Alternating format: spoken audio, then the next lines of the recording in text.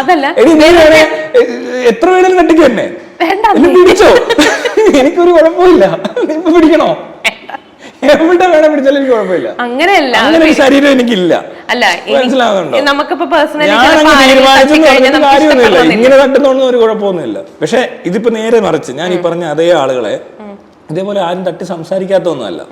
ഇവിടെ പറയുന്ന വിഷയത്തിനകത്ത് ഏറ്റവും വലിയ പ്രശ്നം എന്താ വെച്ചാൽ, ഒന്നെങ്കിൽ ഇയാൾ ഉയർന്ന ജാതിക്കാരനെ താഴ്ന്ന ജാതിക്കാരനെ തൊടാൻ പാടില്ല എന്ന് പറഞ്ഞൊരു സാധനം വർക്കാവാം, അല്ലെങ്കിൽ അയാൾ വലിയ ഉന്നത നിലയിലുള്ള ആളാണ്, അയാളെ ഇങ്ങനെ തട്ടരുത് സാധാരണക്കാരൻ എന്ന രീതിയിലും വർക്കാവാം, അല്ലെങ്കിൽ ഇവൻ ഭയങ്കര വേറെന്തോ ആണ്, മനസ്സിലായോ, ഇതൊന്നും അല്ലാത്ത എന്തെങ്കിലും ആയിരിക്കുമെന്ന് വിചാരിക്കുക.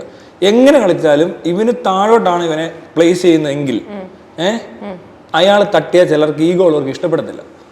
അത് ഞാൻ ആ സാധനം കണ്ടുപിടിക്കുന്നത് ഇവിടെ ഈ വരുന്ന ആളില്, ഈ വരുന്ന മനുഷ്യനെ നമ്മൾ അങ്ങനെ കാറ്റഗറൈസ് ചെയ്യണം. അതുകൊണ്ടാണ് സാമൂഹം പറയുന്നത് ഇയാളെ അടിക്കാം, അയാൾ തൊട്ടപ്പോൾ ഉടനെ അടിക്കാൻ പറ്റും അയാളെ. അതേ സമയത്ത് മോഹൻലാൽ ഇങ്ങനെ ഒന്ന് തട്ടി വിളിച്ചു, നന്ദുവിന് കുളിര് കോരും, മനസ്സിലാകുന്നുണ്ടോ? അല്ലെങ്കിൽ വേണ്ട, ഇതിപ്പോ നീ എന്നെ ഒന്ന് തട്ടി നോക്ക്, കുളിരൊന്നും കോരത്തൊന്നുമില്ല ഞാൻ, പക്ഷെ എതിർക്കത്തൊന്നുമില്ല, മനസ്സിലായോ? അല്ല പിന്നെ അപ്പൊ ഉടനെ